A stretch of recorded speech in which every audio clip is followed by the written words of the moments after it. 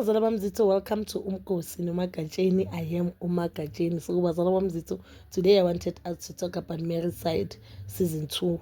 Married at First Sight Mzansi season 2, guys. The last episode, it is reunion today. I don't know where this will be understood, but it's the first part of the reunion. And I'll tell you this, that guys, you know one thing about the reality show, ne? This thing oguti ba cuts most of the important things, and I think the production who was shooting this reality show, they failed us. They didn't just failed us as our viewers, but they failed even abantu who were there, who were the part of the show, guys. Because I feel like when it comes to Uthep, I've been saying, guys, Uthep onyeka vele akubo 360 masiya, there must have been something that happened. It's either yena wrong, uchithile or something, or upalisa wrong, guys. Izangenzele nesikhathi. So today on reunion, Uthep bangafuni kusebenza. I think one thing ebulala uThephu indaba ukuthini uyangala. So umuntu vele osheshe othi no, what I don't want to do this, vele kube ngathi there's something uyifihlayo kanti no, then lo khulumayo okwazi ukukhuluma akwazi ukuzimela kube ngathi yena uye alright kanti no, lo othulile khona ukunika kunyathelayo, he just preferred not to talk. So Uthephu today, guys,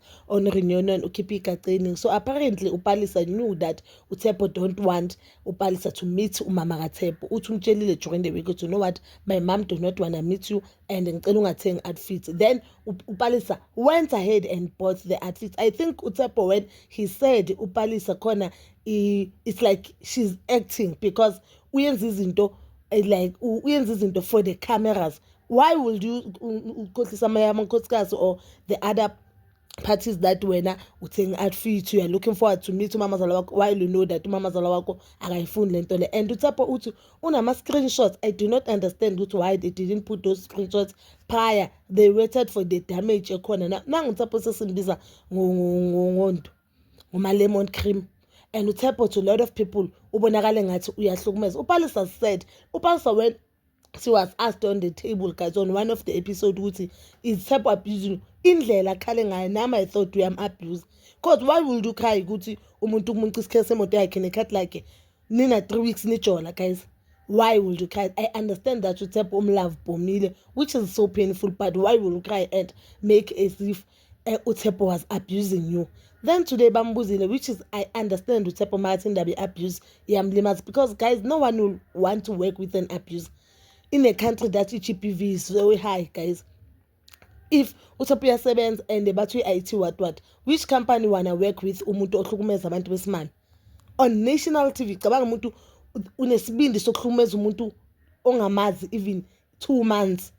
So abantu bajwayele uzobayenza nabantu that we work with them on a workspace uzobahlukumeza kangakanani, you get? So I understand Uthephu la buya khona. So Uthephu uthi i-reason enza ukuthi uPalisa athi yamhlukumeza is because uthatha ibank card yakhe nesikhiya semoto. uPalisa uthi I have my own money, why would I get angry because of uthatha ibank card? But it seems like ukwatele indaba ye-bank card, and I do not understand why even today uPalisa is still pushing the narrative that Uthephu was emotionally abusing her. But kumele asho, then I feel like no Rithabile usifelile ukuthi okay, ma uthi uyaka-abuse, sitshele mhlambe 2 or 3 things so that we can understand, guys. You do this thing abuse and rape, it will kill a lot of abantwana babafana, guys, because now as women we know you just go to police station or just put a statement on social media with whom did this to me. Then obviously as women, a lot of people, we have to support our sisters. Will be supporting that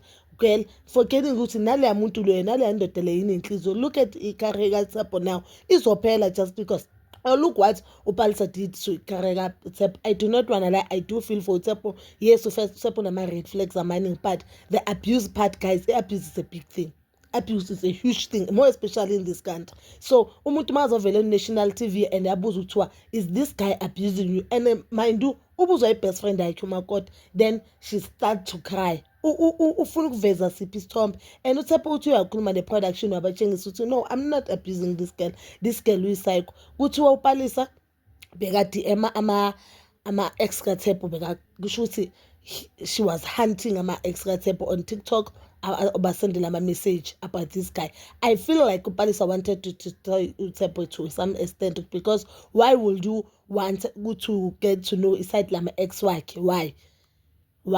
Why will you want ukuthi uwazi ukuthi lo muntu wayenzeni ama-ex wakhe? I feel like bekafuna ukuza with a strong evidence on reunion to show, you know what, I'm not the only person who was emotionally abused by this guy or who was abused by this guy, but he has been abusing abantu abaningi. And I think uPalesa, this thing ukuthi uThepho mhlamba amunca izinto or uThepho ajike abona ukuthi uPalesa is not the type of the woman that he wants, imbulalile. And the way I react ngakhona to pain, mina I for one yangithusa ukuthi if uzokwazi ukureact kanje umuntu omazi for only 6 weeks uzokwazi ukuthi uguduza ama-ex wakhe, udm ama-ex wakhe and want to know about the life yakhe or the previous life bekayiphila. Why? So umuntu ojule nayo unyaka kuzoyenzakalani, you get? I feel ipain yakhe, but I also feel like as if she played a huge role ukuthi umshado wabo ungaphumeleli, and she played a huge role ukuthi afune ukuthi uThepho simbone as if umuntu omubi in these whole things. I do not think ukuthi uThepho umuntu omubi kuleyo yonke lento le. Yes, unama-reflex wakhe, but I believe ukuthi la uPalesa khona izinto ezirong azenza. And I think uPalesa bekanama high expectations ukuthi uThepho uzoba indoda enjani, high expectation ukuthi uThepho abe indoda enjani, but uThepho didn't meet those expectations. And guys, abantu abaningi abasontayo ama-expectations wabo fela are too high. You understand? I believe uThepho makathi uPalesa will tell her, he will tell him, sorry, not uThepho will tell uPalesa. uPalesa will tell uThepho that, you know what, mina ngicabanga ukuthi siyenze kanje ukuthi sizoba kanje, because relationship yabo was too good. Relationship yabo was too good. Ukuthi itshintshe kanjani, I feel like no Retabile is failure. But Bazalwa, you can comment down below your thoughts, and please don't forget to like, subscribe, share, and hit that notification button. Nginithanda ukuya nokubuya.